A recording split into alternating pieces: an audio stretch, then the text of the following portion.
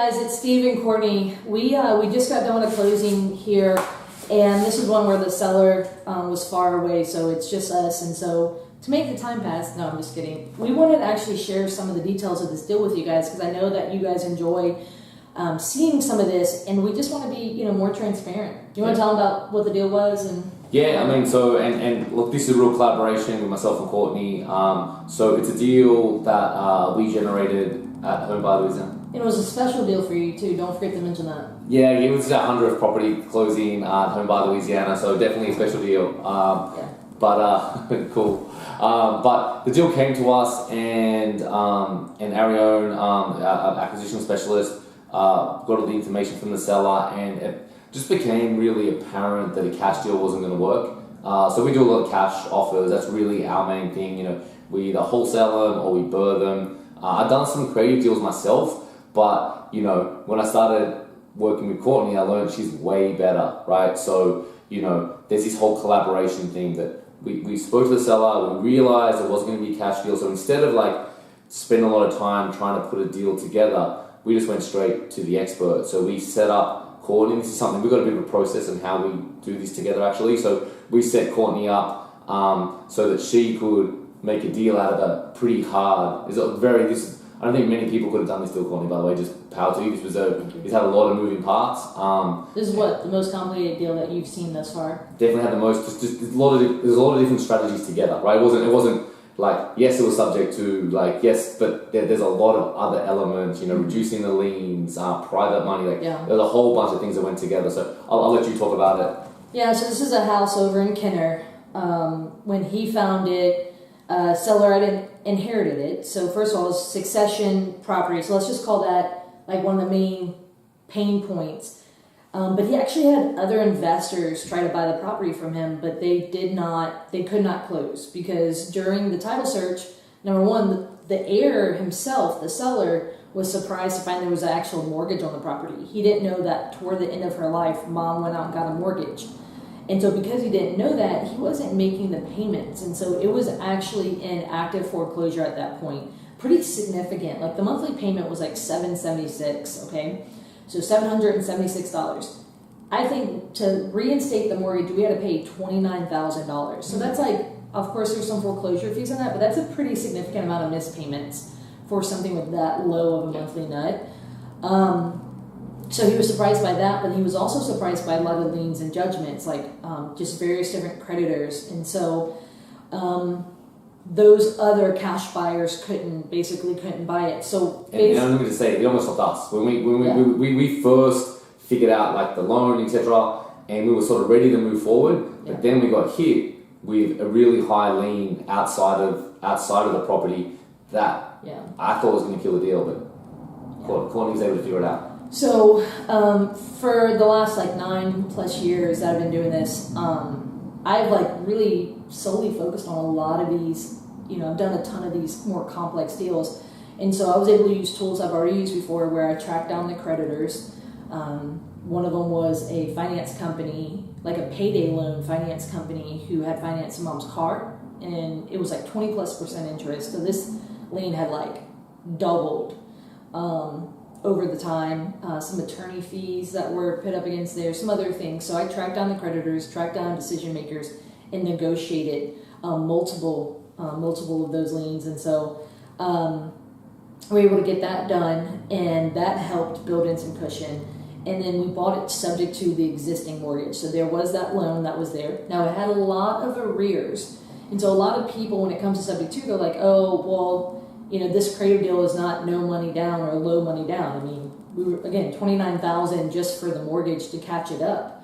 But this house being worth, we think $215,000, $225,000, that first mortgage was the principal balance was $91,000. So the house, had some damage, but not horrible. Easily not one of my worst houses. No. Easily closer to one of the, not nicer, but It didn't scare me, and I don't like rehabs personally. I wholesale most of the full rehabs. I was not fussed by it. So it's paint, carpet, and then a handful of other little repairs. Cabinets need to be replaced, a fence section fixed. So wasn't crazy. But we were able to make it work, right? And so we pitched subject to the seller, and we were able to, again, get those liens negotiated, brought down, and then ultimately we did, we structured all the things to make it work. Now, ultimately, that forced us to have a lot of money out of pocket to buy this deal. And sometimes that can really kill a deal when it's creative, when you have so much that you have to come up with, because then you're like, man, I'm having to deploy all this capital for this one deal. And so, as a creative investor, I frequently can do deals where there's only a little bit deployed. So it's like, man, do I do this one that's like, it was getting to be 60 plus thousand. I'm like, do I do this one with my own capital, or do I, instead do a whole bunch of little deals? But instead, what we did was I use another tool that I frequently use, which is I brought in a private money lender. This is someone who does not have a professional business card that says I lend money. This is not someone who, is going out and saying, hey, I'm a lender, I'll fund your next deal. Like this is a relationship that I have. And a lot of people, they're kind of their confusion. They're like, hey, can I get referrals for private money? I'm like, I can't refer a relationship to you, right? So this is someone within a relationship that I had created that had some capital they want to put to use. And they didn't want to have to come and learn the hows, the how-to do all these deals. And so we were able to, is a win-win for the seller, I mean, obviously for us, yeah. And then for this private money lender, and they're going to be earning interest on this deal. And so that ended up being a $64,000. Some of you guys heard me at one of the last West Bank meetups, where I was actually asking if anyone wanted to lend on this deal. So we ended up finding it outside of that meeting, but we bring up these opportunities at the meetings because we're always looking to build those relationships. I mean, this was actually someone's IRA, their retirement account, that funded this deal. So they moved it to a self-directed custodian who then, so they're now, all the money they make on this deal is going to be tax-free. Mm-hmm. So it's powerful. Yeah, absolutely. So guys, collaborate more, guys. Just don't be an island. Like, get around people, learn from people, work with them, help them. It's all about collaboration. Yeah, and don't be afraid to stack different strategies on these types of deals. So obviously we're buying it subject to, so we're buying it creatively, and we are including private money. But we're actually going to be selling this one creatively on a lease option to a tenant buyer, and so there's going to be more moving parts here. I mean, let your strategies collaborate as well. Is that what you're saying? I think you are. So it's like one of those things where it's like, at the end of the day, if you're one trick pony, if you're walking around and all you can do is make a cash offer, like Steve primarily does with his bread and butter in this changing market. But like I said, I've been doing this for a long time, but it's like, especially right now, this is needed. And so, look, if you're acting like an island, being like all the business that you're doing is just you and maybe the professionals you hire, I mean, that's good. But at the end of the day, it's not good, because I think you're leaving money on the table.